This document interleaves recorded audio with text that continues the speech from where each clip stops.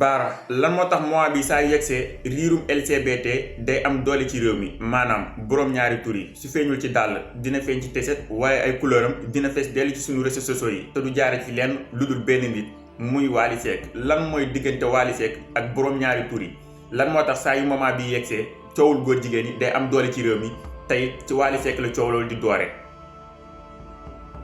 Sénégalais yi xamuñu ne man nga bëgg a woo Samba jaarale ko ci bàcc man ngay jaay li ngay jaay te doo ko laal man nga promouvoir li nga bëgg a promouvoir te saa yi gars yi dawee ñëw joxañ la baaraamu tuuma nga wal leen ay argument yu leer nañ naka la mën a demee mooy jamono bi nga xam ne ñu ngi tudd seen tur ñoom LGBT yi boroom ñaari tur yi fépp ci àdduna bi nanu fexe ba seen tur ñu leen di tudd fii ci Sénégal logo bi ngay sol amulu leen benn njariñ mais nanu fexe ba doole ji ñu am ci bitim réew ñu am ko sa biir réew jaarale ko sa tur maanaam mën nga sol loo xam si ni dafay nuroog seen couleur nit ñi daw di dal sa kaw tamit nga indi leen ay argument yu wane ni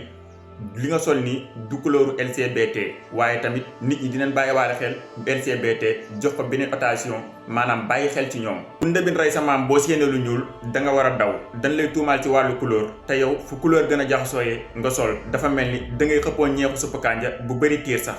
ak lu man di xew na nga xam ne ndaw ñi dañu màgg taxaw temm ci tabax seen réew ak lu man di xew bu nu fukkisee ci benn affaire seen yoon nekkul ci audio yu fuité ak drapeau LGBT dañu taxaw temm ci tabax réew mi ànd ceeg birig bi nga xam ni moom lañ jàpp ni mooy birig bu dëgër bi. man màgg bi xale yi màgg sax dafa ma jaaxal dafa mel ni dañu jël kaa ñu tege ko nele jël kaaraa nga indi maanaam ju wàllu kaa wàllu dem ak dikk wax ak weddi lañu jël sànni nele jël kaaraange bi nga xam ne si nii moom lañ bëgg am seen birig bu dëgër ñu di ko doxee di ko waxee ba fëkk du leen yóbbu. moo tax ànd ak sa askan rek moo wóor bu leen fàtte abonné wu te ngeen partagé wu lii mooy sunu seen YouTube bi sunu compte TikTok bi amatuñu yëg-yëg def fa vidéo ndax gars yi dañu ko saboté bi bu ñu defee vidéo sax du marqué di leen wax ngeen xaar sunu xutba tabaski bi dina nekk xutba bu am solo ci réew mi.